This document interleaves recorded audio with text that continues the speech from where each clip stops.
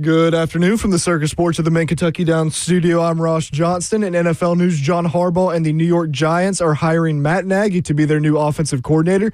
Nagy, who was a head coach for the Bears, has been the Chiefs offensive coordinator and was a finalist for the Titans head coaching job, but will now be heading to the Big Apple. Also, we have an NBA trade. The Memphis Grizzlies are sending Jaren Jackson Jr., John Conchar, Jock Lundell, and Vince Williams Jr. to the Utah Jazz. In return, they will get Walter Clayton Jr., Kyle Anderson, Taylor Hendricks, Georges Niang, and 3 future first-round picks. The Grizzlies now have 13 first-round picks in the next 7 years, which is tied for most in the league with Brooklyn and OKC. All of this reported by Shams Charania.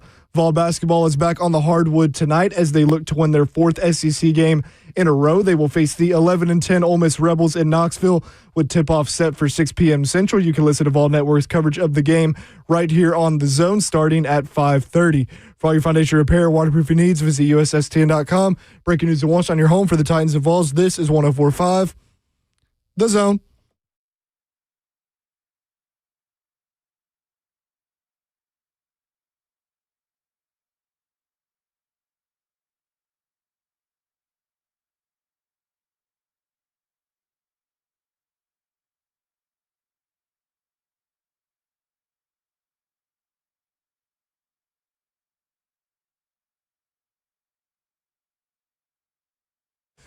Cover 2 with Blaine Bishop and Zach Lyons here on 104.5 The Zone, powered by All Four Seasons Garage Doors. 615-737-1045 is the number. And, of course, we're broadcasting live from the 104.5 The Zone Circus Sports Studios. Kentucky's largest sports book can now be found at Circus Sports in Kentucky Downs. And we have an NBA trade, for most that some people may know, may not know. I am a Memphis Grizzlies fan. I went to University of Memphis for a long time, probably longer than anybody should be at college or at the University of Memphis. But, I was there. We'll say this. I guess I'm not surprised that Jaren Jackson Jr. has now been traded. He's been traded with a couple other players to get 3 first-round picks. They get that guard from Florida, Walter Clayton Jr., back in the trade, and I think that I liked him in Florida, so we'll see what he is as an NBA pro. But it seems to be that the Grizzlies are going for trying to copy the Oklahoma City Thunder formula, get a bunch of draft picks, get a bunch of young guys, build through the draft. I have a feeling that Ja Morant is going to be next. Of course, he's probably been on the trade block for most of this season, or at least the thought of him being traded. But, oof, man, that sucks. It does. It feels like a little bit of like Memphis Grizzlies era is dying between Jaren Jackson Jr. and Ja Morant. And it feels like just like a year or so ago, I mean, people were talking about Ja Morant, face of Tennessee sports now that Derrick Henry had left for the Ravens and stuff. And face of the NBA. Yeah, face of the NBA and all that kind of stuff. And now it's just like he started, doing the gun stuff. Yeah. Acting crazy like Ross. Yeah. Don't do that, Ross, in between the glass. Put your fingers up, act like shooting. Don't do that. And then you did it anyway. Don't do that. Dang, man. Come on, Ja. Oh, man, he's great. You know what? I'm going to just throw out a scenario. They will not change Ja Morant. Oh, man. They're going to build around him. That's why, to me, just Ja is Sha. What's the guy's name? Yeah. Shy. Yeah, the guy from Oklahoma City. I forgot the nickname or what they call him. What they call him? You don't know, do you? SGA. SGA. And they're going to build around him with that because, to me, Jackson is a great piece. I would have never traded him. I would have thought John Morant would have got traded before Jaren Jackson, That's to be why honest I think with you. This is happening. But you also got to think what they're getting for Jackson. What are they going to get for Ja if they trade him? They're going to get a lot for him. Ooh. that's what I was going to say. You get 3 future tough. firsts. Maybe people don't want you him. should get more firsts than Jaren Jackson got. Yeah. Well, now, the Bucks have been trying to shop Giannis, and other teams have been pursuing them. So you think how much Giannis could get if Jaren Jackson Jr. is getting 3 future firsts? Giannis might get half a team's roster. I mean, that's kind of crazy. But yeah, I'm hoping that maybe Ja Morant does stick around. To your point, I just don't think that. I think that relationship has soured between the two. Yeah. Well, 2 different coaching staff. You think the coaching staff really likes him? I don't know if I really like this coaching staff, to they be seem honest. like they're on two different pages, like it I doesn't know. jive. Man. Yeah. Yeesh. That's always tough. Yeah. I think half the job as an NBA coach is just to keep the team together. Yeah. I mean, like kind of they like all it know just how to- kind of coaches itself. They all pretty know how much. to play basketball. So Yeah, whatever happened to the grit and grind crew? I know. Yeah, it's only one left. Indianapolis' finest. Yeah. Mike Conley. Mike Conley. Yeah. Grizzlies have 13 first-round picks over the next 7 years. Oh, but yeah. Yeah, I want to talk about Mike Conley, though. Mike Conley's dad was an Olympian, though, by the way. really, Yeah. Oh, yeah. Long jump champion. Mm-hmm. Yeah. Yeah. So, yeah. And then Mr. Jackson, back to your team, Memphis. Right. Mr. Jackson was part of the Fab Five. He was the guy nobody talked about. I think his name was Ricky Jackson or something like that. Reggie or something. Yeah, I know what you're talking about. Yeah, He was, and he was like 6'5". He was kind of that tweener guy. As far as height, was he a guard, or was he kind of played the 3 or 4? But and then Jackson, man, they got rid of him. Man, that just, what are they going to do in Memphis? The Grizz are Memphis. Listen, there's been all kinds of I don't know the full extent of all the details around the stadium drama, the FedEx Forum drama that's going on in I Memphis heard right that. now. But I went there for a Memphis basketball, the St. Jude Classic that we sponsored over here and did some reads for, and man, That's a big it has deal. not been updated since I was in college.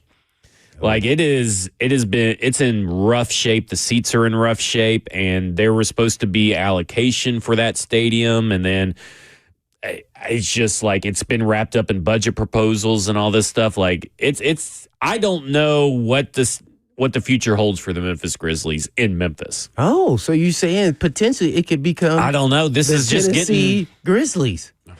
all the money's been going to the Bass The Pro Nashville Pyramid. Grizzlies? just won't be the same. It just won't be the same. Hey, we would love an NBA team here. What? I think I don't know if they're coming What would here. happen if they left? I don't- here's the Memphis thing. Watch this. They would just fall off the face of the earth. Their city. market is in that area. Like so they that's would true. move somewhere closer to the Arkansas, Missouri kind of deal They'd probably before be- they would come to Nashville. they could More than probably likely. be St. Louis or Kansas City. You would Yeah. think, right? Really? Right. Yeah. Oh. But it was in rough shape. Like it literally has not been updated. I feel like since I went to college there, and that was a long time ago. Man, it hadn't been updated since the last time I've gone. I haven't gone in like 3 years. Oh yeah, you probably were in better shape than it was then. I mean, it's bad, and it's all wrapped up in like politics, budget proposals, and all this kind of stuff. So who knows what's actually going to happen with the Memphis Grizzlies? But we know this: Jaren Jackson not on this team. John Morant, Ray Jackson. likely not going to be on that team. So we'll see. Oh man, it hurts. Walter Clayton Jr. is worth getting excited about, though, in my opinion. I mean, yeah. I mean, I would agree, but it's not going to be the same. He's probably going to start. Jaw's gone. Probably. All right. Gus Bradley, defensive coordinator for the Oh, that's Tennessee Titans, non-play calling defensive coordinator, and Albert Breer reported this morning that here's the story of how this all went down. Mike LaFleur and his old buddy Robert Saleh were battling over Gus Bradley for about 24 hours. And Bradley chose to go to Tennessee with Robert Saleh despite a richer financial offer and the opportunity to call plays in Arizona. Bradley's relationship with Saleh is wise. Saleh views Bradley as one of his most important mentors, having learned under him in Seattle on Pete Carroll's staff before Bradley brought Saleh with him to Jacksonville after getting his shot there to be a head coach. That the two are reuniting is a nice stroke of luck for Saleh, since Bradley was likely to become Kyle Shanahan's DC in San Francisco had Raheem Morris not been available. Which they were good friends, too. Yeah. as well. So that's kind of crazy that, according to this report, at the very least, that Arizona was going to offer him more money and the opportunity to call plays in Arizona. Is this one? I have a hard time believing, at least the first part, more money, but maybe this says a lot about Saleh and Bradley's relationship, as it says here, that the mentor-mentee relationship is pretty strong despite not having to call plays. What did I say yesterday, Ross? Do you recall? What did you say? Oh, my. Can you go pull up her stuff, man? He's been training. Yeah. He's know, training man. the Kroll back Yeah, I there. said there was a possibility that maybe their relationship would trump everything, Yeah. pretty much You in did? a nutshell, and that he would come here possibly. There's two different scenarios Yeah. that he would take maybe money and play calling duties for another job, but it'd be interesting. We will find out if their relationship was tight enough where he felt more comfortable here, and then eventually we'll get the play calling maybe halfway through the season or maybe even the next season. It wouldn't have bothered him because they had such a great relationship. The ego part of me have to be a play caller and been a successful play caller, by the way, in this league may not become because of their relationship. And, man, that weighed out even – like you just said, maybe because of the money is even greater at the other place. Yeah. That's pretty impressive. So, you never know. Maybe he thinks he has a better opportunity to elevate here to another job than maybe Arizona. But man, the San Fran probably hurt him a little bit. Maybe he doesn't like Michael LaFleur. I don't know. I don't think it ever comes down to that in sports. That's the fans and it's the media. It's never about that. It's always about relationships. So who are you closer with? Who do you trust? Who you have close ties when things get tough, when you're coaching and there's conflict? Who would you better, want to sit with and have those kind of conversations with and let you kind of be you? And that's the hard part. Shanahan maybe he's kind of doesn't like the blitzing style. He likes the zone guy, so maybe he knows something that we don't know. Yeah. That he is never his fault. It's always the DC's fault. That's true. So he turns Gus Bradley turns 60. Another ball head July guy, too. 5th, another bald headed guy, but he turns. Us. Well, we've got to. Yeah, have all hair full of hair here over here. He turns 60 July 5th. Do you think maybe this is also maybe established roots in Nashville? I mean, how long do you think? Established roots just because Bradley. 60? Well, that's what I'm saying. Do you think that maybe turning 60, he's kind of changing his mind about where to go as far as maybe he's going to retire soon? Maybe he's not interested in a head coach. I don't know. I'm just asking in general. I mean, turning 60. Your guess would be good as mine. I Yeah. I have no idea. Yeah. I don't know about all that. I don't get into the guessing game. I just look at the coaching and sports and that, him in personal life and if he wants to retire here and all. I don't know how much he's been here. He may have relatives here for all I know. That's I true. have no idea. He made the choice, I would say, because of the relationship. He also gets to coach against the Colts, who he was defensive coordinator for multiple years, twice a year. He gets Colts go against Jacksonville Jaguars, where he was head coach. So a little bit doesn't mean that's why he chose it. Just saying that's a little bit of extra juice in those games when it comes down to it. I mean, we got a little bit extra revenge games on the horizon. Saleh got revenge too. Oh, right? he I was loves going to say, that. they probably bonded over their disdain for Liam Cohen. They just talked about that, and Saul was like, yeah, you can come here, buddy. Yeah. They should just go out there and act like they're sparring and stuff and get Have some have a fun laugh. with it. Yeah. Don't tell him that. It ain't going to be no acting. All right, coming up next, we're going to talk about also the safeties coach Tennessee Titans hired, but we're going to talk more about Gus Bradley and his influence on the defense. This is Cover 2 with Blaine Bishop and Zach Lyons here on 104.5 The Zone.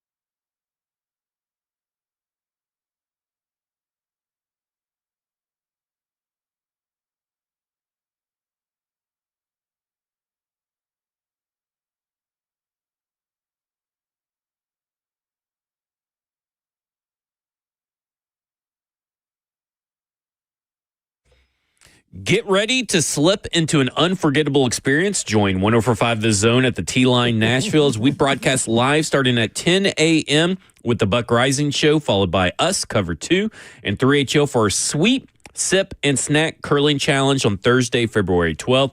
Grab your team, hit the ice, and test your skills, whether you're a seasoned curler or a first-time sweeper wanting to try the sport. Purchase a ticket for discounted ice time. They get you a 30-minute curling session and an appetizer for only $25. And listen, I've been curling here at T-Line, and I've had their food. $25 is a steal.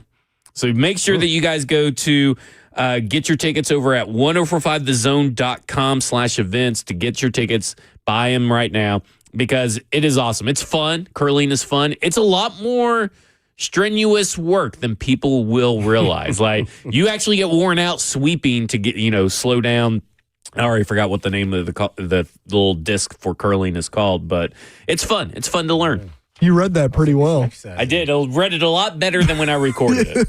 I was making fun. I was telling you did Blaine. an exceptional job. Yeah. I was telling Blaine, I was like, I got all the hard words in my part of the thing. Mm-hmm. I was like, that was a vet move by him to put that all on me. I had no idea. I got lucky with that. I got lucky. I was like, oh, thank you.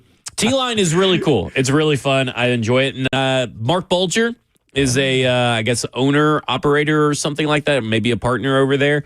Fantasy football quarterback, Mark Bulger, for me, who won me a championship a couple of years when I had him on my fantasy football team. Oh, I did. I owe him a big thank you. I remember if I with see the him. Rams. Who else was he with? Was he in? Rams, and that's when I had him. Was he a Chief at one point? I don't remember. I don't remember where he went at the Rams.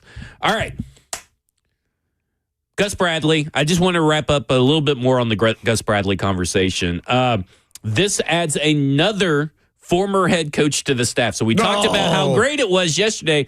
Bones Fossil. Oh, now we got 4. And then we have Brian Dable. And now we have Gus Bradley. And stop leaving out what's special. They're Special all teams, bald. Fossil. Oh, Fossil as well as he's going to have to shave his head. I know. Yeah. Do you think he would? He seems like a guy that would do it because he's so full of energy, just as a little joke. Yeah, buzz cut, man. And let it grow back. Yeah, you got to keep the hair on top. Yeah. It may go too soon if you start. That's true.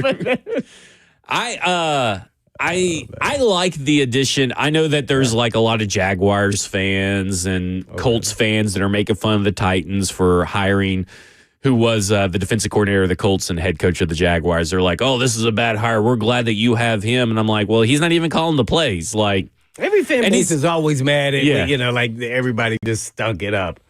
yeah. Like, oh my. Yeah. I don't understand, this idea that because they failed as a head coach that they're a bad coordinator.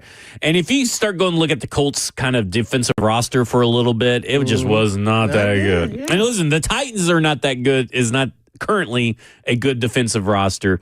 But again, he's not calling the plays. Robert Saleh is calling the plays. But he will implement it as though he will. is because he's done it before. And I think this is a great move by Saleh right here. And Man, I love he it. knows the defense just as well as Saleh, or better. Well, better. Because he taught him. Yeah, and because it went Gus Bradley. If I'm not mistaken, the Seattle went Gus Bradley, then Dan Quinn. Gus Bradley left and Dan Quinn took over, and I believe that's how that went in Seattle. So Gus Bradley is kind of the father of the lead. Now, it's Pete Carroll's defense, but kind of like the first defensive coordinator to get the job from Pete Carroll's coaching tree. The defense? No, but it was a lot of his designing. Now, I actually don't know if Pete Carroll's calling the defense or not. I don't think he was. I don't think he was he? I don't think he was. But I know it's something that he picked up from Monty Kiffin back in Arkansas and all that kind of stuff from like 1977. I did a lot of research lately, so. Monty Kiffin. Kiffin was the cover 2. It was cover 2, and then he implemented the cover 3 with the way that he took some of the stuff from cover 2. Let's get that corrected. He didn't implement it. He advanced it. Well, advanced it, evolved it would be a great word. Evolved it. Yeah, he did cover 2. He took a lot of the stuff from cover 2, but changed to more of a 3 high safety or 3 deep cover look with the cover 3.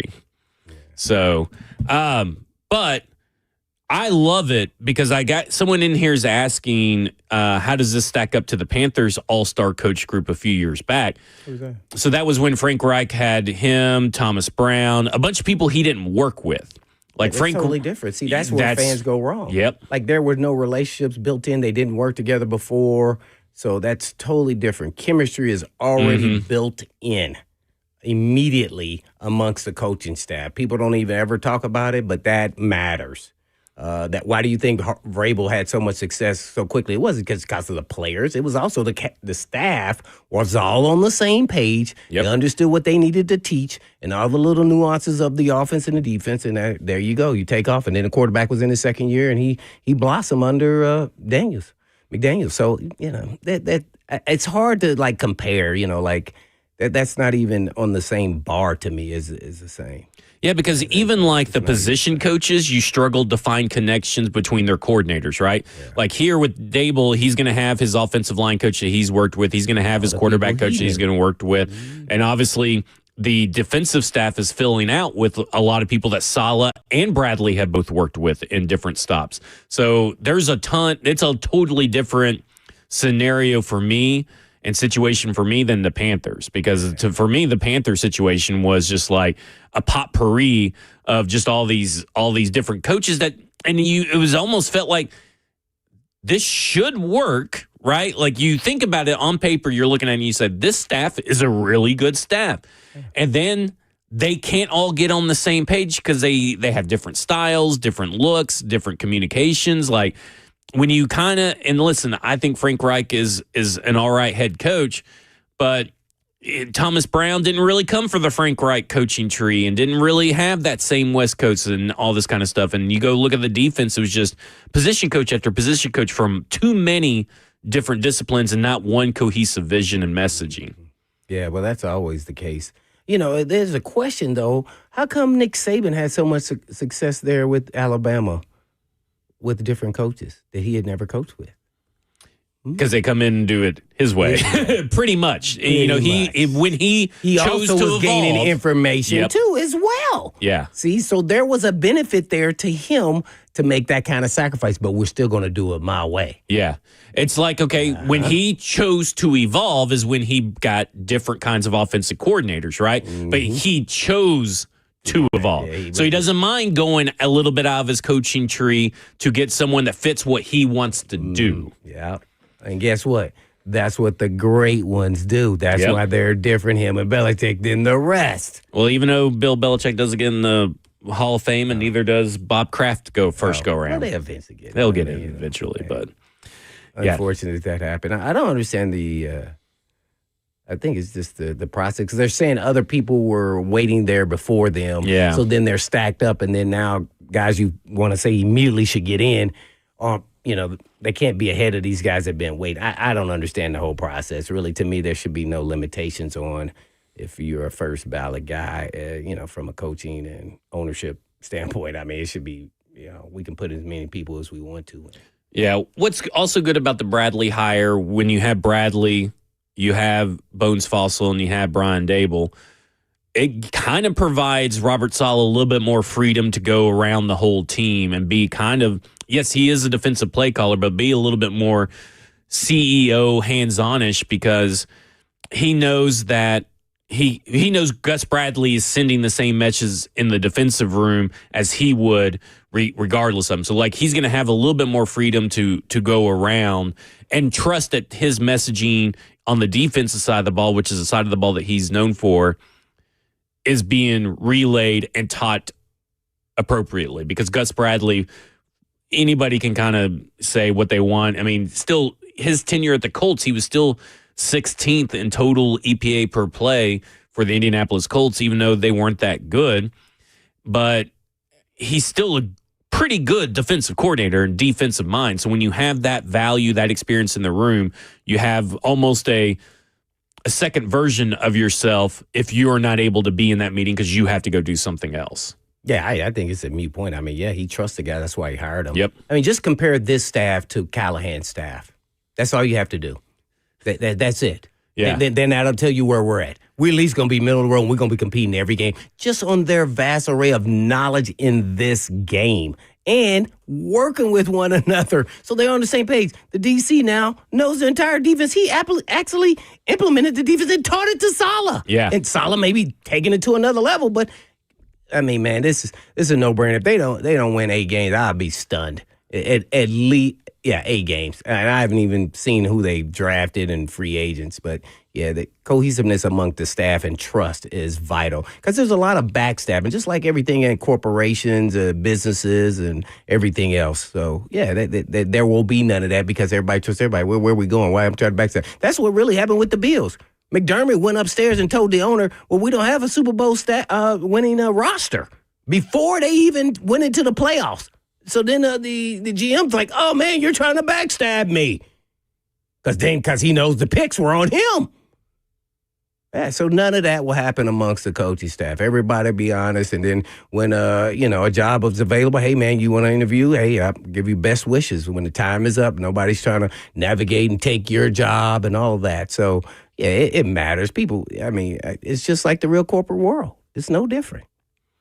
It to me, it just solidifies that the way the Brian Callahan staff was approached to in that first year was just such a bad way to go about it. It was just ding-dong. Yeah. I said it then that he should hire people who had experience in the National Football League. Instead, he hired experience at their position. Instead, he elevated all these people that had never been OCs, special teams coach. None of them have. So they're all learning on the fly. On the fly. He had nobody to lean on for advice to give him, help along the way. Even Saleh's still going to have to ask questions and need help along the way. You always want to bounce ideas. He had no one. Yep. You can't do that. Can't do that. I heard there was an NBA trade. They traded Ja. It's not breaking at this point, so I won't play that. But Blaine was talking about Mike Conley. Mike Conley's been traded. Dang, Indianapolis' finest. Dang, from the Timberwolves to who? No, back to the Grizzlies. To the Bulls. It's a 3-team trade with Chicago, Minnesota, and Detroit. So the Bulls are getting Jaden Ivey, who is a former lottery pick for the Pistons, and Mike Conley.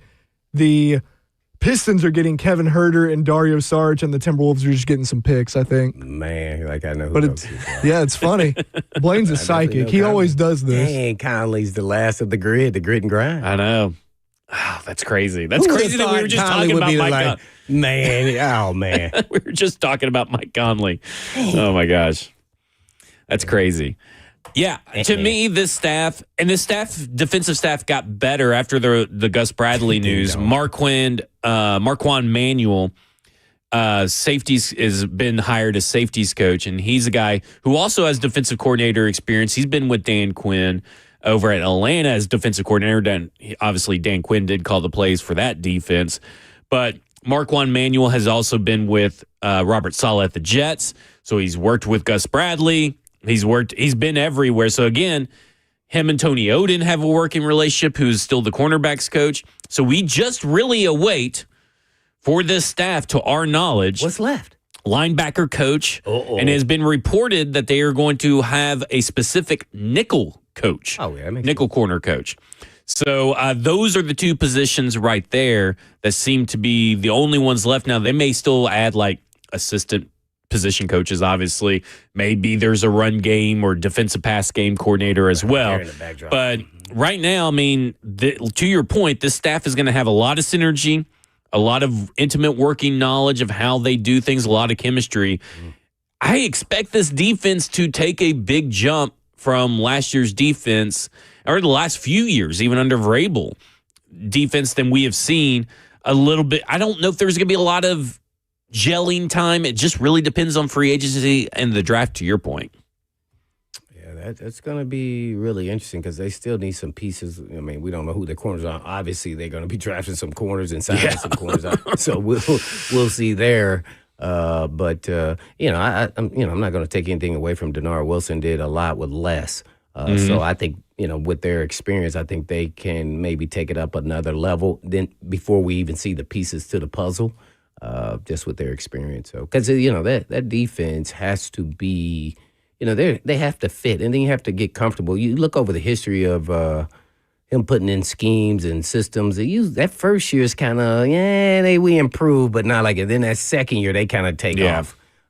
So it always takes players a little bit of time, especially you got some young players. So we'll see how quickly they respond. That's why you want to have staff that's all on the same page. So maybe it could happen in one season. And an experienced staff that knows how to teach and communicate and coach a multitude of different kinds of players and everything, because they've had to do it to rookies, to veterans. They should be able to communicate this pretty effectively and explain the why. I mean, again, that's the big thing now, is explaining the why. Robert Saleh is a big proponent of that, as he said. But I'm so interested to see how quickly the defense can step it up from the previous years. And because this is, on paper, a vastly more experienced staff and a more cohesive staff than we saw really these last few years, other than with Vrabel. I'm interested in this linebacker, because the linebackers are key, and they are fascinating athletes within this cover 3 scheme, the base of what they are. So it's going to be the line. That's. I mean, do we know who he's even interviewing? Now, the KJ Wright, who used to play, he's been a coach for these last few years. I think he's maybe the lead candidate for the linebacker coach. Yeah, he played in the scheme as well. And maybe he'll put in a word for you to be nickel coach. Nickelback coach. I won't be nickel. I won't be coaching nobody. Nah, that ship has sailed. What's your thought? You said you had a thought? Well, at first I thought he was talking about the actual players at linebacker for us, so I took it a different way.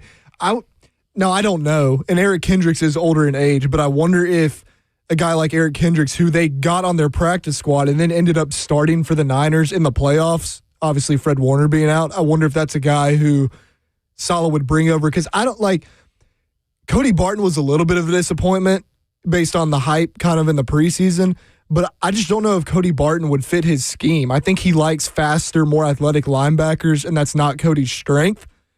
Now, there's other things he brings to the table, but I wonder if a guy like Kendricks would be someone they would consider trying to bring in. Well, also this year, 2024 7th-round draft pick. Now, obviously injury happened, but Tatum Bethune had to come in for the San Francisco 49ers, and he took to the system very well in 2025, and because of that, he had to start and play. So I wouldn't be surprised if maybe the 6th or 7th round pick is going to be a linebacker that could find his way to considerable playing time and be a transition for Cody Barton, like we talked about yesterday. Because that's what I was asking. I gotta know you were training somebody. We talked about. Well, I did, and I didn't know if Cody Barton fit the scheme and the system. Yeah, I was hoping he could fight through it one more year, maybe. But man, I don't know. He can maybe be the inside guy, but then where is Gray in this? Who I think has more upside to get better. And you got to be able to cover space. So even if you are the inside guy, because they're going to attack the seams, is that the guy you want on the inside in coverage situations? Because I was thinking, like, if you put James Williams and Cedric Gray outside linebacker in the 4-3, you would like to have a veteran, which could be a Kendricks, maybe instead of Barton, as that middle linebacker, because they're going to be making the calls. Like, think of C.J. Mosley with the Jets. But Quincy Williams was the one always around the football. Yeah, but also C.J. Mosley is a vastly different player than Cody Barton right now. Or like I was saying Eric Kendricks, though. Yeah. I will say this. They can release Cody Barton and save $3.3 million in cap space. Not a lot. You don't necessarily need it. But if you really decide that you really don't want Cody Barton, because the way they did it, it's a 3-year deal, but they put in a provision to get out after 1 year. So, not saying that it's going to happen, right? But if you saw a couple linebackers on free agency, I'll see who maybe some of the linebackers are in free agency that are available that maybe have ties to what they want to do. I mean, it may be a situation where Cody Barton is a one and done guy. Despite, listen, he always prepared, always game plan, played really hard. He was, a pretty good leader in the locker room. He's always kind of on around the ball, but he was just at some days it felt like he was kind of playing in quicksand in some games. And like you got to be fast and be able to cover. in the middle of the field. Even if you are just the guy in the middle, you got to be able to do all that. And I wonder if Cedric Gray is better suited for being in the middle because of his quick diagnosing on these plays. I think Cody Barton is he can quickly diagnose, but he can't quickly act on that diagnosis, if that makes sense. Well, I mean, he's just not as good as an athlete. We don't have to go into diagnosing him. I think he does a good job in all that. As for certain schemes and systems, gives you a little more highlight. And this one here, it's going to be interesting. There's a part of me that believes that he can actually be the middle linebacker. I just don't know then where do you put Cedric Gray. So then that it's like Cedric Gray has more upside. So it's just kind of interesting. I have to see the scheme and the system and see how they utilize him. I'm not going to say that it's not. I just think he kind of looks like the guy that maybe doesn't fit. But, sometimes it works out for the better and that, they move him more inside and maybe he's not, getting isolated like that. Like, who's the middle linebacker that used to be with the Seahawks now with the Commanders? What's his name? Bobby Wagner. Bobby Wagner, the Hall of Fame guy, right? Yeah. Okay. Do you think Cody Barton is as fast as him today?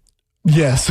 See, right? You think so? Well, yeah, because he's at the today. end. Yeah. Like you see him in coverage, and he is not the same guy he was when he was with the Seahawks and the Bobby Rams. Wagner, by the way, free agent. Yeah, well, but see, Please he can no. teach. Bobby Wagner's still out there getting it. No, Yeah, but you're talking about No, pass game? he's saying no. I Just saying. asked him if he was as fast as Cody Barton, and I think it's a coin toss. Yeah. So is Wagner a better player? Yes. Do you bring in a veteran? Is this team built where it's a playoff contending team? I think that's what's a little bit different than San Francisco. They had a playoff contending team, so they wanted to bring somebody who was a veteran. Or do you want to start from scratch since it's such a young team and develop the awesome linebacker since you have pieces? Because if this was a playoff contending team, you say, yeah, we want to bring in a few veterans who know the scheme, who know the system, and then all of a sudden we take off. Even if they've lost a step or two, that's gained with knowledge and understanding in the scheme. Kind of like Bobby Wagner did for the Commanders last year. Or 2 years ago, I guess now. Right. So, but he couldn't do it with the Rams. Right. Let's not forget, when he went to the Rams, he was with the Rams too. So I think that was the team I think that was with. Yeah. So obviously they didn't like him, and all of a sudden then he reappears, and all of a sudden he looks like Bobby Wagner again. Yeah. Oh man, wow, what happened? So he was with somebody who understood what his strengths were, and that's Quinn, who had him there with the Seahawks. See? So it always goes back to that. So I think, man, I just I like Barton in that his reaction. He gave me probably exactly what I thought. I talked to a lot of people down there in Denver, and they said he wasn't like that. And I'll say, well, what do you mean not like that? Yeah. And they go, he was a good replacement player. He took advantage of, he got out there. His read diagnosis was really good. I confirmed that by watching a lot of games of him. He said, but just athletically, he was limited in what he can be, So if he plays to that and just keep him in the middle, he'll do fine. And that's kind of what he was. Nothing bad, nothing great. Just seems like some games he wasn't even out there, to be honest. But we all saw Cedric Gray, who was in his first year starting. And last year we didn't see much of him at all. Every now and then we saw him against the Commanders. He didn't look so good. And then all of a sudden he took a huge leap. And it was because of his mental capacity to handle all the things that they put on him and his athletic ability. Yeah. Yep. I agree. There's a few other interesting names on here, but when we come back, we'll talk about a little bit more about the Seattle, quote unquote, Seattle cover 3 system. We'll also go to Bear and Springfield. This is cover 2 with Blaine Bishop and Zach Lyons here on 104.5 The Zone.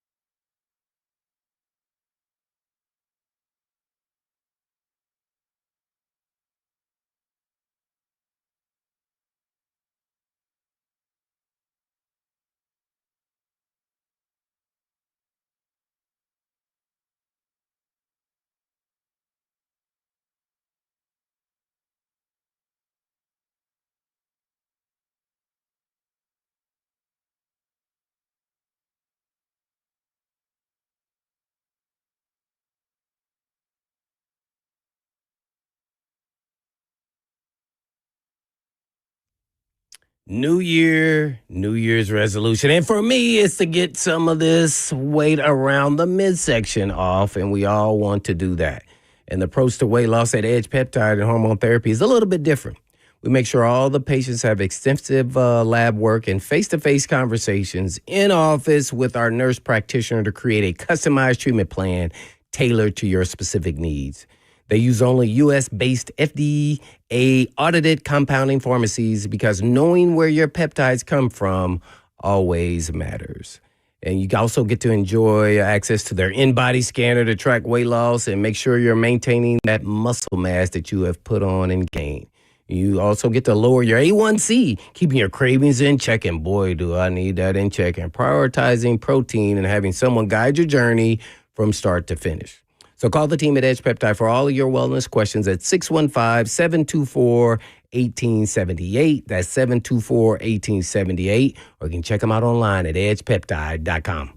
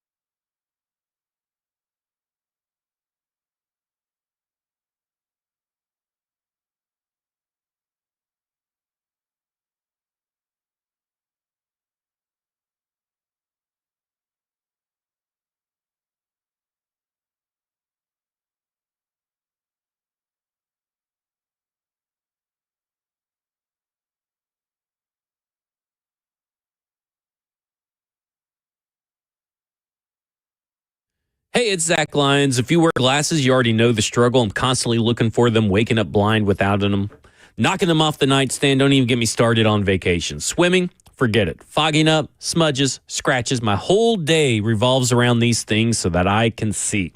And the truth is, I've been dealing with blurry vision for years since I was a small child. Glasses help, but they're also a hassle. And lately, I've been seriously thinking there has to be a better way. That's when I started hearing from colleagues here at Cumulus who had vision correction done by Dr. Horn at Vision for Life. And every single one of them said the same thing. They wish they'd done it sooner. So I did my homework, I read their reviews, and decided it was time. I'm going to have my vision corrected by Dr. Horn, and I'll walk you guys through the experience step by step before, during, and after at the end of February. If you're tired of dealing with glasses, contacts, or blurry vision, don't keep putting it off. Call Vision for Life at 615-436-2020 or visit visionforlife.com to schedule your consultation. I'll keep you posted, and trust me, I'm excited to finally see clearly.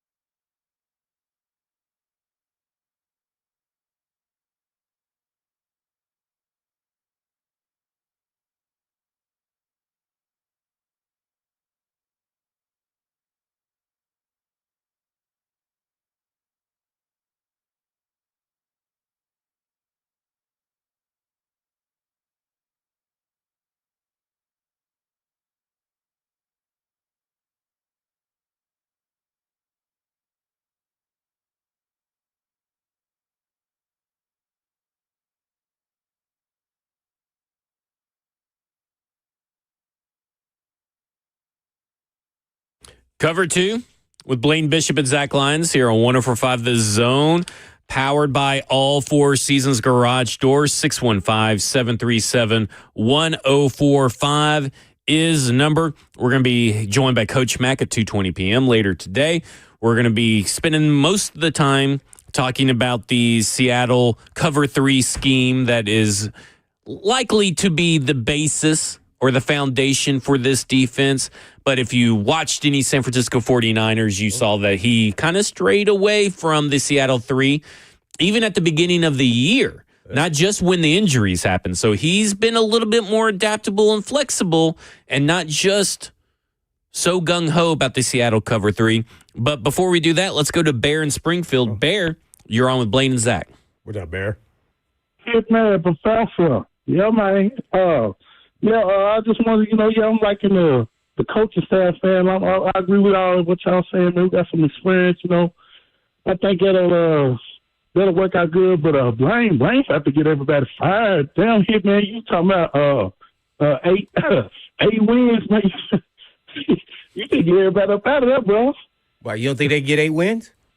Man, I need to see a little more, man. We can get that roster together, man. Well, we don't know the roster. That's what I said. At 8 wins, I think, and then we'll see where the roster goes, free agency, and then the draft. So I don't know the pieces they got. Yeah, I see what you're saying, too. But let's get the roster, then we can see where we can go. Oh, no, this is their scheme and system based off of the team last year. They should be able to win, double the number they won last year, 6, so it starts there. I mean, I'm not putting I want to be optimistic. I love the team, man. I love it back then. I love the team since y'all showed up, man. When you walked out the smoke in the jerseys, man, I fell in love. So, yeah, man, I love it. Hey, man, I hope we can do what the Patriots did, you know what I'm saying? Just put it out there like that. But, I just want to temper my expectation, man, because I hate to get my hopes up. It hurt like a mug when we lose, it kills. But, I just want to, Hey, y'all was just messing with here, man, about you getting folks fired. I know it ain't going out like that. I ain't trying to get nobody fired. Just got hired. Yeah. But, real quick, I just, but, I like the coach staff, like I said, and, I want to ask y'all real quick, we might get the Super Bowl around 2030 or something like that. Oh. And, I'm noticing, like, the halftime, they used to, like, get a local act or something like that usually. And I just wonder, who y'all think, if we get the Super Bowl, who y'all think could be the local act? You know what I'm saying? I think it might be Garth Brooks or something, but I ain't gonna lie, I wouldn't mind if it was Bon Jovi. I know he ain't from here, but he live around here now. And I just wonder who you guys like. All right, guys, tighten up. Hey, thanks. Jelly Roll. There, I mean, with the way his career trajectory is going right now, I wouldn't be surprised. I wouldn't be surprised. I would say that would be probably him. I could see Keith Urban getting the nod or Taylor Swift. The guy who sings Louis Armstrong jazz on the side of the street near Broadway all the time. That guy would be able to do it. But yeah, there you go. Look, there's a lot I want to get to with this Cover 3 situation because I think, we're going from a 3-4 philosophically to a 4-3. And there's been a lot of talk over the last, little over a week, under a week, I guess, of Tavondre Sweat's fit. But there's other players that I'm curious to get your thoughts on in this particular scheme because doing all this stuff and reading, watching film, coming up with it and all, like, I'm so interested about Kevin Winston's fit in this. We've talked a little bit about Cedric Gray. James Williams is another guy who will have a pretty, feels like a larger role, but I'm also interested in the cornerbacks as well. We'll do all that when we come back. This is Cover 2 with Blaine Bishop and Zach Lyons here on 105 The Zone.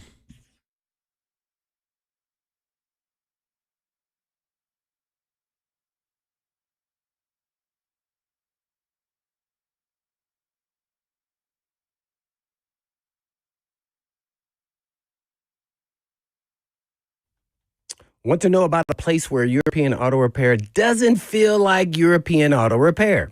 Well, hey, it's Blaine Bishop to tell you that the moment you walk into Eurofix, you'll notice Eurofix is not your typical greasy garage. Waiting rooms are pristine. They're clean, comfortable, and inviting. You can even work there. Their service areas are also spotless. Why? Because Eurofix cares about everything from how you are treated to how your vehicle is treated. And every repair comes with a rock-solid 3-year, 36,000-mile nationwide warranty on all repairs Eurofix performs, and at below dealer pricing. And you don't have to put up with the dealer pricing or get ghosted when you're waiting on a call back. I know everybody knows about that, right? And has that kind of experience. And Eurofix fixes everything European. Plus, a rental car is available with every appointment. Locations in Nashville, Franklin, Belmead, Murfreesboro, Mount Juliet, and more to come. And all you have to do is just give them a call at 844-EUROFIX. That's right, 844-EUROFIX, or you can visit them online at myEurofix.com. That's myEurofix.com.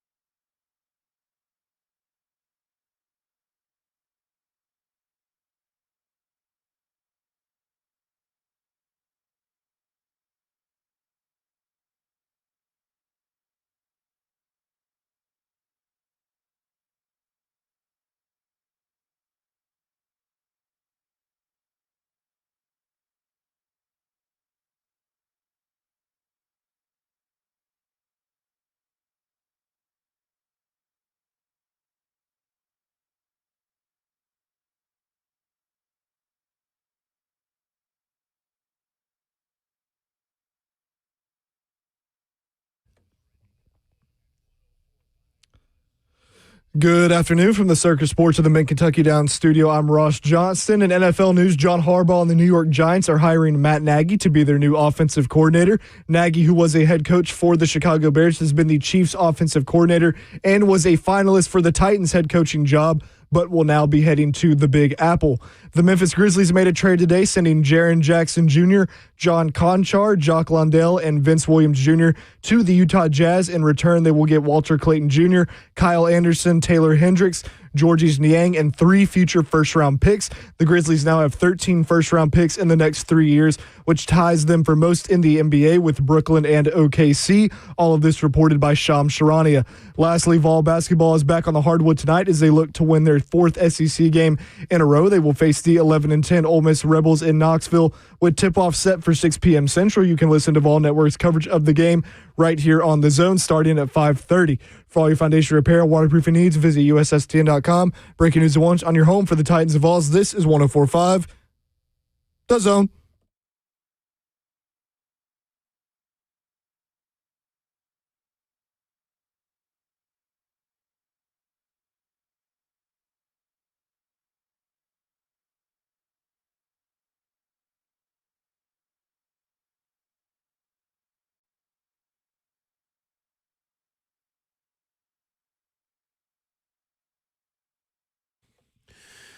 Cover 2 with Blaine Bishop and Zach Lyons here on 104.5 The Zone, powered by All Four Seasons Garage Door. 615-737-1045 is the number. Robert Saleh, Aaron Cotton, White Cotton, Tony Oden, and Marquand Manuel, and man, I'm having a really hard time today with words, and Gus Bradley all have extensive experience in the kind of Seattle cover 3 scheme. Now, there was a great article from Mike Silver up over at The Athletic from a couple months ago, back in October, that talking about Robert Saleh and his coming back, his reunion and homecoming back to San Francisco. And one of the things that we need to note, and we've kind of talked about this with the 4-3-3-4 conversation, but it says here in a paragraph, once locked into a Seattle 3 scheme that typically deployed players in predictable positions with a single safety patrolling the deep middle, Saleh, back in the Bay Area after tumultuous, I can't even do it, 3+ year stint as the New York Jets head coach, has expanded his schematic repertoire and uncovered new means of unleashing terror on offenses. And while the wide 9 is still a part of the Niners' defensive fabric, Saleh has done a whole lot of tinkering since his first stint with the team.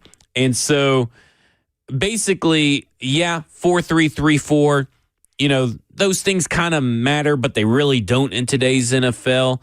But what are the biggest differences between a 4-3 and a 3-4 front, in your opinion, Blaine, that, maybe fans aren't aware of?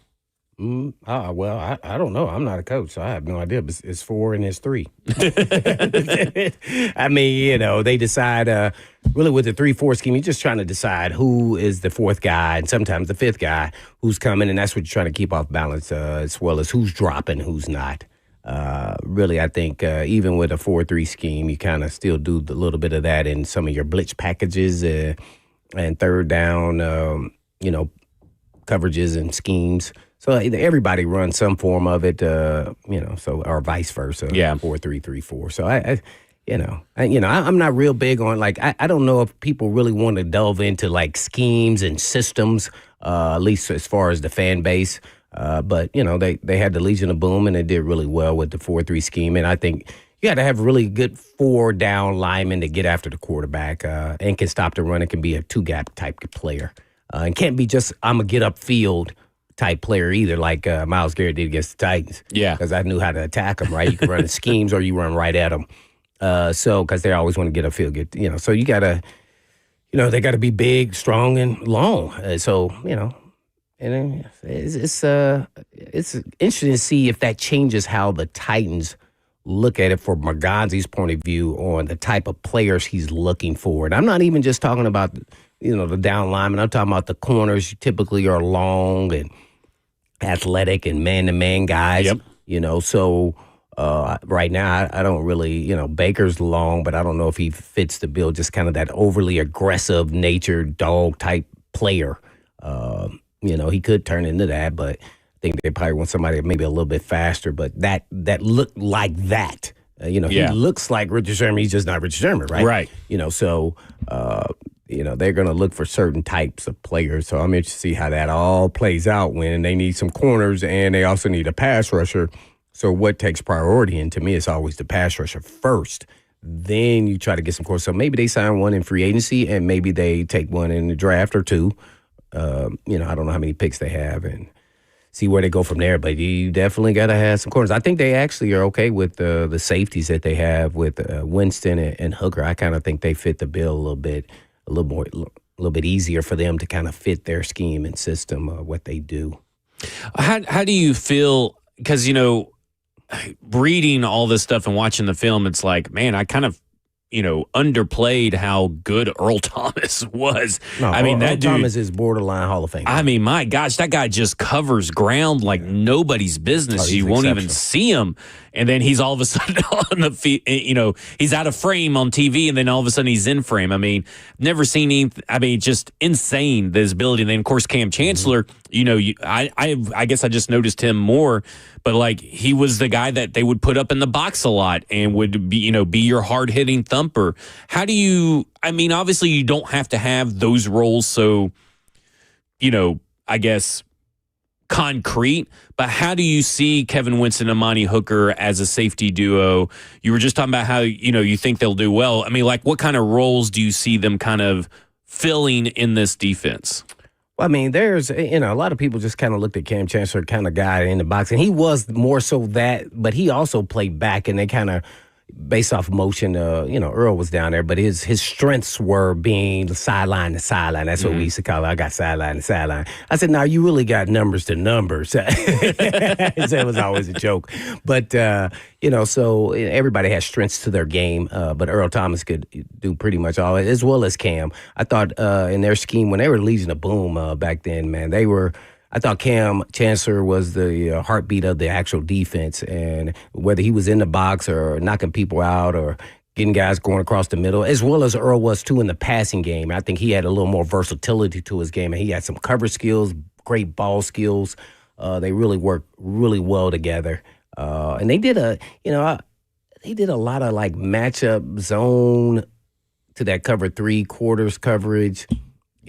Quarters on one side, cover 2 on the backside. And sometimes, man, it was really interesting. I felt like you had to play for some years together to really get that kind of chemistry where they were passing off routes and things of that nature. So it was really fascinating, man. They are definitely the heartbeat it's the middle linebacker like most defenses, but I felt like you have to have specific corners to play in that scheme. With length and aggressiveness and can run all day long.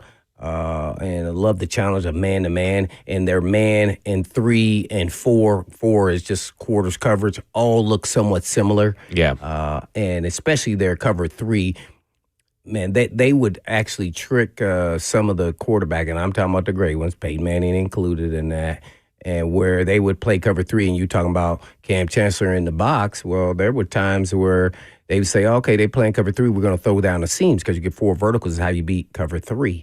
Well, if you're going down the seams, which is like the hashes, what they would do is they would lock up one side or the other. So Cam would be down the box. He would lock up on the number 2 where there was a tight end or a receiver. And then Earl Thomas would then just go get the number 2 on the backside. And then there was nobody in the middle. Yeah. And then they would trick people and then they would roll it. And it was fascinating to kind of watch during that time. That's all I remember really of that scheme, let alone they had somebody in every gap across the gaps to run game. It was really tough for people to find gaps in the run game, especially with Cam there coming from the outside, Cam Chancellor.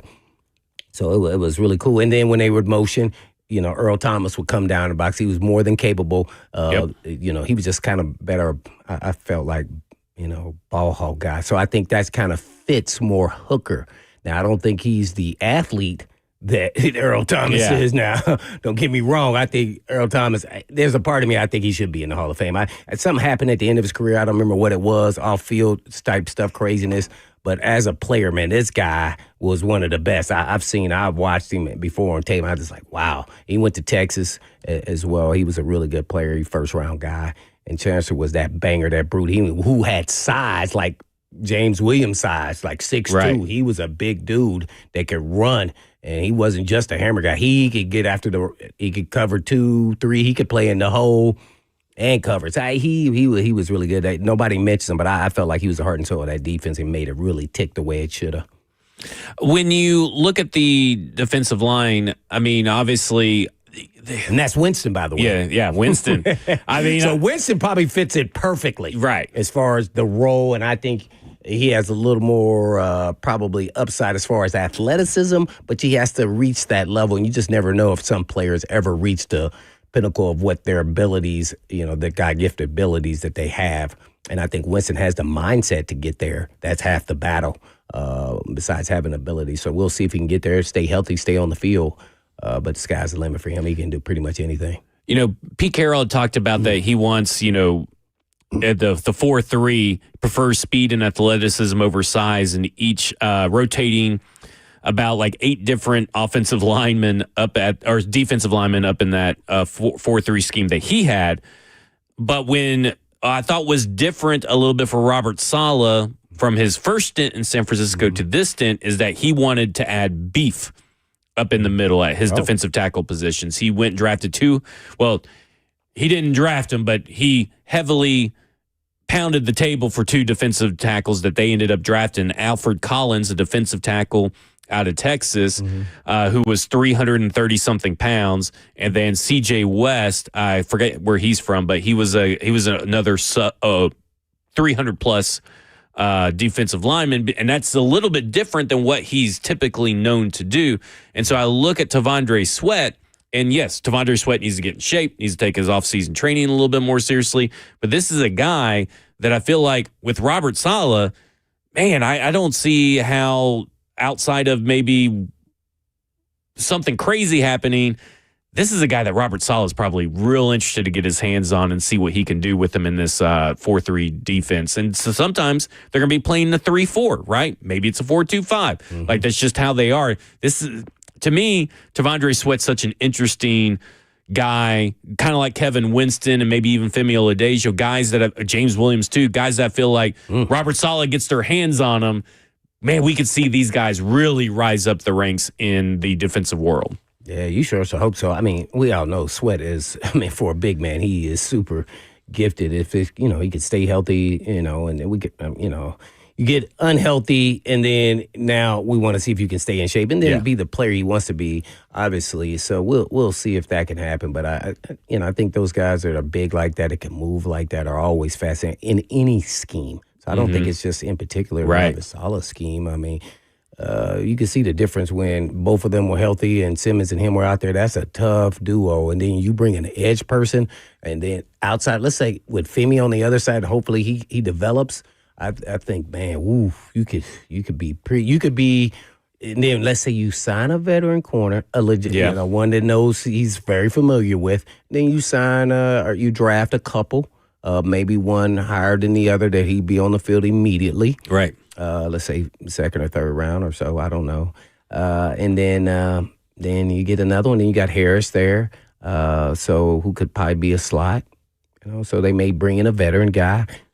And then how quickly they adapt and start. Really how you really make a great defense. And it's really in any scheme or system, it's always about communication, but how you play off one another. And that takes time, and that's reps over and over and over and over and over again. How quickly can they get up to it? And that's why you have the coaching staff that has experience in this system really helps, speed up this process, because it will help. Now, the players got to, buy in and pick up quickly. And I think Berganzi, whatever he does when he's doing his evaluation of players, whether they work out or not, they're going to be smart football players, and they're at least the ones he's drafted so far, even in the mid-round. So they end up being a little bit better than you think they are because of their football acumen and their IQ. Need people that are effective communicators and someone that can recognize, no matter where, what position they play, someone that can recognize what's going on the field like that. Like that's been a big thing for these defenses to find the most successes. Those guys can process fast, and they are guys that can communicate super well. Because you could see it even with that San Francisco defense.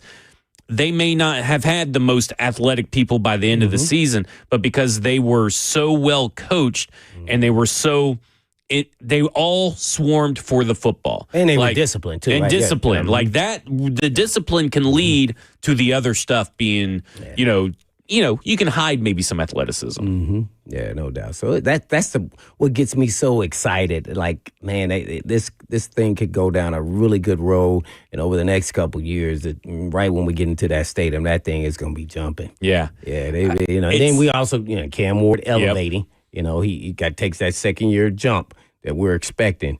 And that's not saying, all of it's on Cam. He has to throw for 350 yards. That does not mean that. That means being efficient, doing what's required. And then when it's time for him to elevate, then he elevates when they need him the most. Not, throw for 350 yards, and then we threw every play and then had no running game and we lost. No. And how about let's throw for 250 and be 16 for 20 and was very efficient and handed the ball off and threw a TD or two. Yeah. Kind of like, sometimes don't turn the ball over. Sometimes you have those Ryan Tannehill games, right? Yeah, where it that's wasn't exactly what I'm talking about. Yeah. To some extent, man. Hey, man, I take that all day where we're at right now. Yeah, right now, we're talking about a team that averaged like 180 something through the air per game. Yeah. And then they were having like 32 pass attempts per game. So the efficiency was there. There's a lot of drops, right? Yeah. A lot of miscommunication and all that kind of stuff. But at the same time, you're just sitting there, you're just like, man, if we could just find the right fit for Cam Ward as far as coaching, like let's elevate not just the players around Cam Ward, but the coaching around Cam Ward. Man, we should be cooking with something special. And we have now, to our point, what we talked about yesterday and a little bit today, you have the coaches that have proven they can help be a positive on the players, not just Cam Ward, but all the players, a net positive for those players in their development and not a net negative, which it kind of felt like it was around here for the most part. And that's the difference. And that's what brings me to the excitement. So I know the caller called in and, I'm like, win, but I haven't even seen the people they have drafted because it hasn't happened or free agency. I'm just excited what they bring to the table. I thought, hey, man, I keep bringing up, they did a great job, the organization, and getting the right fit. And these guys can actually coach. And you talk to anybody around the league, and I do, these guys are legit. So, hey, at least in this era. So, yeah, we could talk about how they didn't have success or not, but I haven't talked to one reporter or former player or current player that played on these guys or plays with these guys that had a negative thing to say about him. And what's the first thing they always say, especially about Saleh, is about how he's a great person. And boy, that always resonates with me because there's a lot of coaches that aren't like great people, like that you don't want to work with. You just have to work with. Yeah. You don't get to choose who your coach is as far as your position coaches. Right. So some could be hard-nosed and for no reason just because they think that's the way it should be done. I think that's one of the things, like, people have a knock on Eric Bieniemy, that he is just going to be hard just to be hard, just cause, especially if you're a young player. And some guys don't respond that way. Your job as a coach is to get the most out of them and not be hard, but also give them love at the same time. Right. There got to be some balance here. Not I'm going to be hard and I'm going to challenge you. Like, hey, your manhood. Right. I mean, come on, man. We got to get some things squared away here. That this is not effective for me or you. You're not going to get the most out of me that way. So I think that's what resonates with me. And I think this generation of players all resonates with all of those guys. And that's exciting just to hear. For me, and I know people are going to say, that sounds crazy. It's the little things like that makes the difference in winning those close games. Because they're going to bring belief in yourself that you can make those plays when it counts. Yep. And really, if you go back and look at it, like the Legion of Boom defenses and stuff, like there was a lot of close games or low-scoring games that kept the offense in it because they all believed, right? Like they didn't matter if the offense wasn't scoring. We got you, offense. We're going to be able to handle this. Yeah, didn't they have what was the guy's name? Bennett? Was he just like a pass rusher? Yeah, or something? Michael Bennett. Michael Bennett. Yeah, that was Yeah. it. Didn't he have a twin or a brother or something? Yeah, he had a Martellus Bennett, a tight end. Yeah, tight end. Okay, yeah. He came in on like kind of like in passing situations because Yeah. he was kind of a tweener, a little small, but boy, he was an effective passer. Had Right. all these moves, and he was always causing havoc. And he could still play the run, but they, just because he was a little, I think, smallish, they didn't use it as much on the regular downs. But they had roles for every type of player. Yeah. and they got it done. They get it done with all kinds of different types of players. We've seen Saleh do that at every stop. Whatever he's got, he's going to find a way to best make it work. Do you think that this changes and that they find the most, and we all talking about the linebackers, we having a linebacker coach. Do they go get the best athletic linebacker in free agency, and who would that be? Ooh.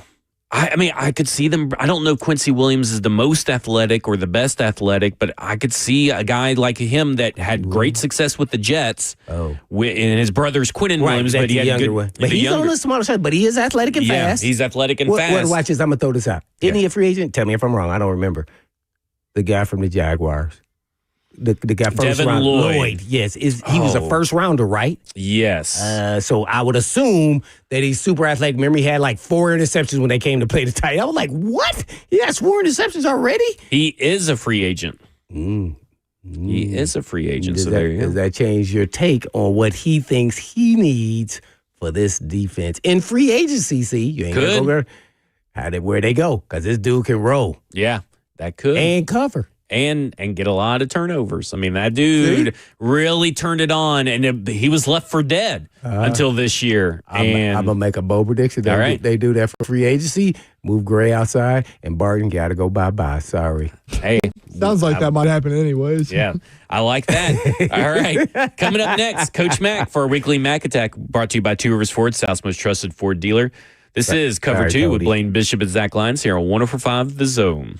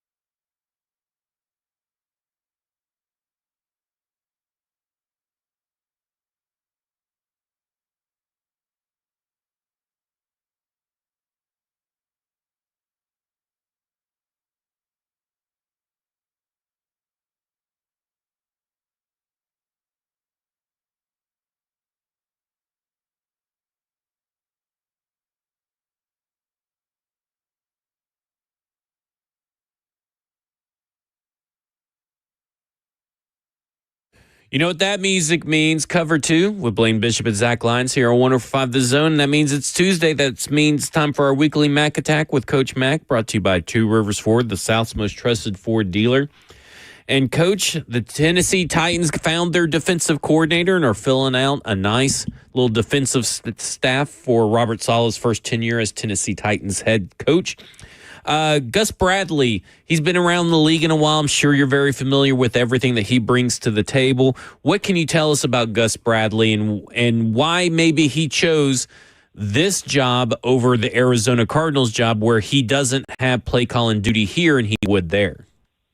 Yeah, well, I know Gus. Of course, Gus has been at it a long time. He's been a linebacker coach and a coordinator, so our paths have crossed quite a bit. I mean, this is a pretty attractive place right now, with Robert Saleh as the head coach, just because of this. I mean, first of all, he's got some defensive players, some young defensive players to be able to build on. And Gus is not a huge ego guy. I mean, from what I know of him, I don't think that bothers him. He's called enough defenses in this league.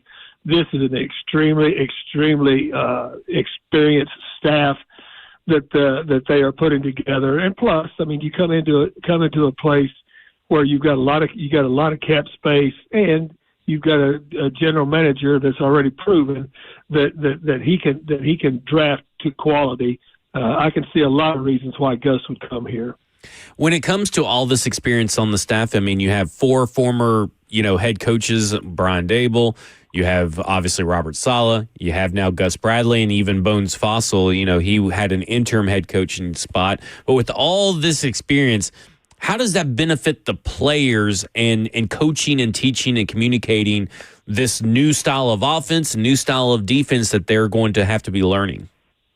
Well, I mean, you guys have heard me say this many, many times when we've talked about just the experience in this league for players and coaches. You can't manufacture it. You just can't. And the more that you're in this league, the more experience that you get, the better that you understand things that are important and things that can help you. With the staff, I mean, it's extremely shocking how much experience this staff has, which is a really, really good thing. I mean, I'm impressed with all the hires, and to me, it's very, very important. It was important to me when I was hiring coaches. I mean, you can very much tell it's important to Robert Saleh. Guys, not just people that he knows, but football coaches that he knows have been in this league and that understand what it takes on a lot of different levels to be able to get it done. It's invaluable. I mean, when you just start counting the years of experience, like you say, the coaches are not brand new, and they're not starting new, and they understand the league. And that's really important, especially nowadays with everything that you have to do in this league is in such accelerated terms. We're on the phone with Coach Mac for his weekly Mac Attack, brought to you by Two Rivers Ford, the South's most trusted Ford dealer. Well, Coach, I'm going to change it up a little bit and come back to that. But let's talk a little bit about, I don't know how much you know about the, I guess, Hall of Fame, voting process. I guess obviously there's some form of,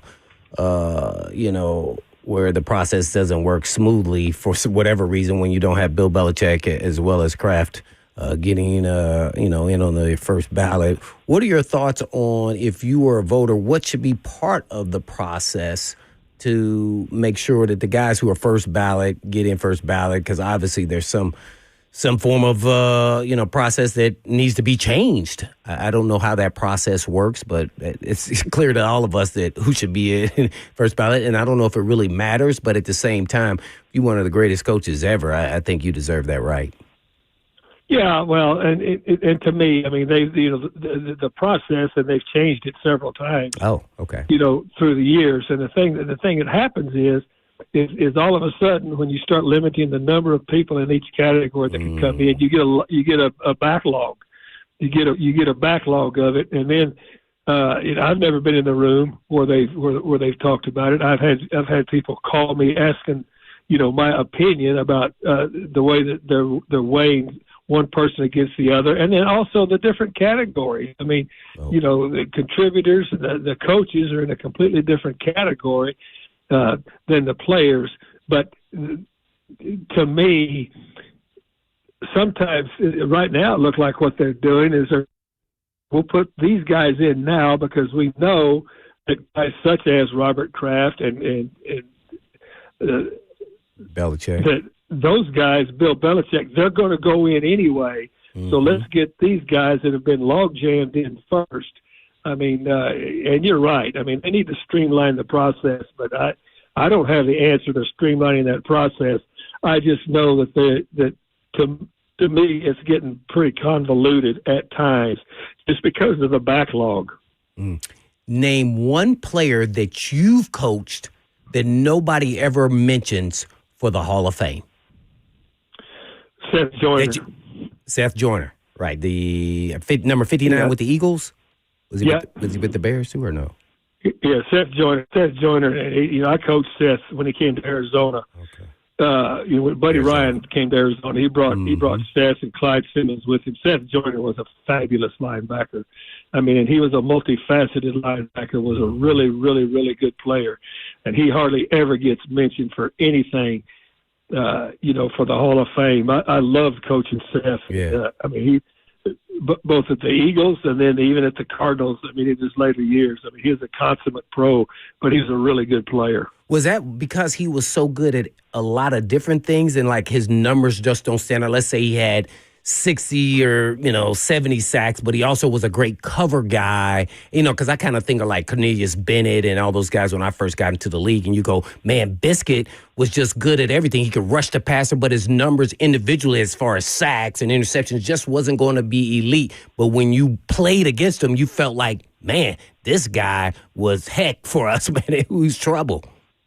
No, that's exactly right. He could do it all. And plus, he was really, really smart. When I was a coordinator there at Arizona when we first went, and that's before we had a lot of the technologies that we do now. I mean, and Seth wanted as soon as we were even close to the game plan done, even late Monday, he would want it faxed to him. I mean, he was an overall really, really good football player. I could do a lot of things with Seth. I mean, he could cover, he could rush. He could rush off the edge. He was a tremendous blitzer, and he was smart. He was really, really smart. And plus he's a very, very productive player. He had a lot of good qualities. Right. Got you. Now, naturally, we with Saleh, and I don't know where you could probably tell me and Zach a little bit more about where this cover 3 system really started from, but I could say Quinn to Pete Carroll to all those guys in the beginning. But what pieces do you need to make it really successful? Because it seems like he's always got a great linebacker, got some long cover corners. I mean, kind of tell us what makes that tick, and then they kind of pass off routes and things of nature. Man, it seems like you got to play together for a little bit, but I don't know that system as well as you would. Kind of tell us what you think they'll be at, as well as a nickelback coach, which I think is great. Yeah, well, it's an attack front, first of all, and then with that, you have to have linebackers that understand not only alignment but are able to adjust alignment. I mean, it's and then plus when you're playing that cover 3 match. I mean, I've taught the cover 3 match before. It takes a lot of being able to pre and post that pattern read. Mm-hmm. I mean, you understand what that is. You know what it is. I mean, a pre-snap pattern read, and it takes a lot of film study to be able to place yourself as to where. And within, I mean, you're playing half man, half zone is what you're doing, and you're basically anytime you're pattern matching, you have to be really, really precise, looking at splits, understanding what routes stem off of what alignments. All of those things are extremely, extremely important, and you need to be able to break it down to as we used to. You're familiar with the term same as. So regardless of the personnel group that they're in, with the alignment and those types of things, your adjustments are the same, because a lot of people will run the same routes and the same looks out of a lot of different personnel looks, either by motion or by shifting to it. And you just have to be very, very in tune with all of that. Coach, when it comes to this defensive line in this particular defense, they talk about how every defensive lineman has a different responsibility within the scheme. Can you kind of run through just real quick what, not just the defensive ends, but what as defensive tackles, Big Jeff's fit and Tavondre Sweat's fit in this defense? Well, I mean, it just depends. Again, he hasn't put all of this together now. But I just know, and having taught a lot of 4-3 and 3-4 in my career, is that it's going to start up front, and it's going to start with a 9 and a 3 and a shade and a 5. And once you do that, then it depending on where the back's set, what type of formation they're in, what type of motion are you gonna slide your front, they shift the tight end, are you gonna flop your front? All of those things are important. But most of the time you have to be able, depending on what your personnel looks like, you'd like to really have a guy that could play on the strong side, which is the tight end side, on the edge. And then you'd like to have somebody a little bit quicker at the 5 technique, which is an open side. And then the shade and the 3 technique are you really need 2 similar players, but they need to be different in the fact that your 3 technique needs to be a guy that can win a lot of one-on-one, and your shade technique needs to be a guy that can beat double teams. Sounds like they got that. It does sound like they got that for sure. Okay, so I heard on the OTP last week that Mike Bergonzi and his scouting staff and possibly the coaching staff, but I know for him and the scouting staff, are going to go into their 17-day darkness retreat where they're just going to watch film before the sun comes up, and they're going to still be there by the time the sun comes down. Talk about what those 17 days kind of consist of and how important they are for your preparation in the draft. Well, they're huge. I mean, I'm at the facility now. We just got to record about an hour of OTP, and they are downstairs in the bunker, and they will be there. They will be there for a while. I mean, I've done that everywhere I've ever been. As to when your coaching staff and your scouting staff, they bunker up, and basically you break for food, nobody really leaves the place. I mean, it's extremely important. Because then you're going over with a fine-tooth comb the different cut-ups. That's when you can really start drilling down on everybody. And with today's technology, you've got everything in the world on all the screens that are up in the room. It's a very, very intense time. It's a time that I really enjoyed because you not only learn what's in your position, coach, you learn what the whole draft, how it encompasses everybody. All right, last question. Everybody on this coaching staff is bald. How much would it cost for you to shave your head in solidarity with all of them? I got enough hair for everybody if they want to borrow some. All right, there you go. Coach Mack here for his weekly Mack Attack, brought to you by Two Rivers Ford, the Southwest Trust Ford dealer. Coach Mack, enjoy your week. We'll talk to you again next week. Appreciate you guys. See ya. See ya. Thanks. All right, coming up next, we'll continue the talk about the Tennessee Titans and the pieces they need to be successful on defense. This is Cover 2 with Blaine Bishop and Zach Lyons here on 104.5 The Zone.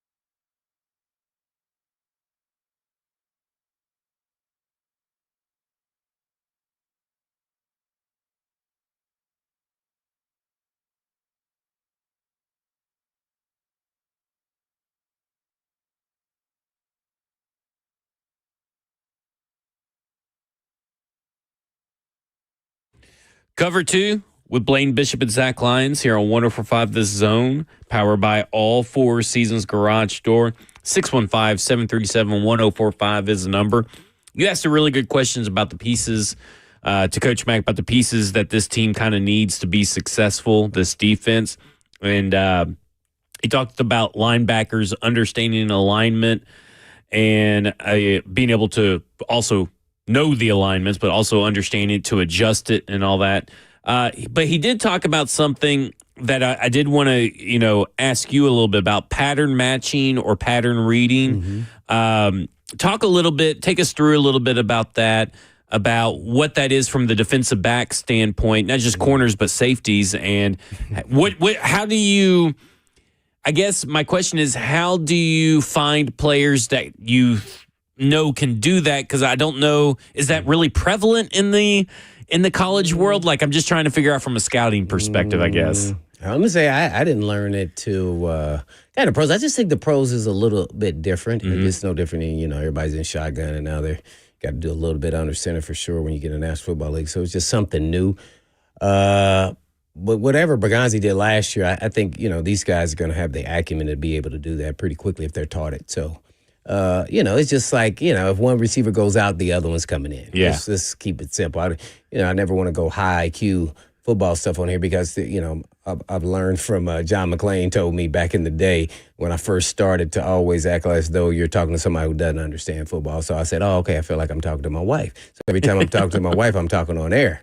So, so to dumb it down, it's just like if you have two receivers on one side and you're like playing cover two. It's real easy in my head, but for some guys it wasn't. So it was just as soon as number two comes out, at 4 yards from the 2 spot, he's a slot guy, then you jump him, and number one is coming inside, and the linebacker exchanges with him when I'm over the top. Now, you take that same philosophy in when you're blitzing and you're in man-to-man, knowing there's going to be a quick pass. And from a safety perspective, I can see the quarterback, and I'll see him do 1, 2, 3 up to throw a quick pass. If he gets past there, then I pick up mine is read steps, or my first 2 or 3 steps are slow read steps. Then I get into my pedal because now he's out of the zone of 3-step drop type quick passing game. So that's all it is really pattern. And to me, you have to play a little bit for a while or master simplicity. And I was always a big on mastering the fundamentals. And that was part of being the fundamentals. It wasn't just about your position. It's about mastering, understanding, and being able to react quick and instinctively to plays when you see them. So that's really, and it's taught to you over and over again for some. And that's why when you're implementing the game plan, that's why I didn't like how they were just throwing a whole bunch of stuff and then, they did a good job, move on. No, let's master them. Master them multiple ways where now it becomes second thought, second nature as an athlete. And once you get there, then you start adding more complex schemes and systems. That's offensively and defensively. So I just was big. And a lot of teams do it. Just some, do it more than others as far as just putting a whole bunch of scheme and system in there. So that's really what it is. Match zone, if you see a vertical threat, we talked about it before on air, and you see the dagger route. The dagger route is the outside guy running a dig route, and the in slot guy runs a go. Well, he's trying to clear out the deep guy. They're trying to leave a hole there on the dig with the linebacker who always loves the cheese, right? He's going, I'll get that running back. So he's going to jump up, leaving the hole, making it like it's the secondary spot when he's supposed to be sitting right there in the dig route. That happened over and over again. I get irate at the linebackers for jumping the cheese, So those are kind of just matched. Knowing when somebody goes out, somebody's coming back to you. Right. Just stay in your zone. So that's what I'm talking about, discipline. So when you watch their schemes and their system, it's all about discipline. They're always in the right spots. If you're going to make a catch in their zone, you're going to squeak it in there and you're going to get hit immediately by whether it's the secondary guys or the linebackers. And then you're running around like banshees. Yeah. Well, you talk about discipline. The play that kind of comes to mind was the playoff game with the Green Bay Packers where they did the fake screen to Luther Burden, and the guy didn't stay disciplined, not only with just his eyes, but with his body, and it went for the touchdown. It just felt like the dam broke on that particular play. And that was really just one guy not staying disciplined in that particular instance, and they took advantage of it on that play. Yeah. And I also think it's preparation with the coaching staff. You know, a good example is like, okay, if they have guard tackle and you have a D tackle over the guard and an end over the tackle. Yeah. All right. And then so you got 2-on-2 and your linebackers behind them. They play action to the running back at you. Watch this. But they didn't hand it to him because guess what? The linebacker, one of the linemen would have got to the second level and came to get you. They wouldn't have left you one-on-one. Their first step was one step forward, the rest back. Tip, boot. Gotcha.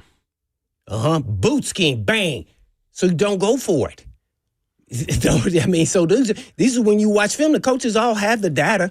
Yeah. And especially when I played, they didn't. So I'd study the film and watch it on my own. You talked about, remember one of the first stories you talk about when we were talking about this was like the Peyton Manning, like you kind of start recognizing his feet and all that kind of stuff and how he would do it. Mm-hmm. Yeah, so I mean, you know, sometimes some of those D linemen were so good, they would study how the quarterback would put his hands in there and then how he would open his hands when it was about to snap, and that's how they get great get off. Like there is detailed stuff that's going on out there all over the place to maximize how good you can be at your position. Yeah. Like, it is that detailed. Like, it is pretty serious. A couple of these Seattle defensive backs or defenders were talking about how Pete Carroll, they knew that they would get attacked up the seams, so they just practiced and watched film about how to make sure that if they did get attacked up the seams, they all knew what was going on. Right. And then you was going to pay. Yeah. And that's why I said sometimes it made it look like that cover three and the seams were open, and they really weren't open. They would do some tricky stuff there, man, which was really fascinating back in the day where, you know, Earl Thomas would just leave out of the zone and go get one of the seams. So they think, the other backside seam guy's wide open. Meanwhile, you know, Cam Chancellor's inside leverage playing him man-to-man, and then the flat was open, and they wouldn't even throw it because they just assumed that was open. There you go. 3HL's up next is Cover 2 with Blaine Bishop and Zach Lyons here on 104.5 The Zone. And in the meantime. And in between time.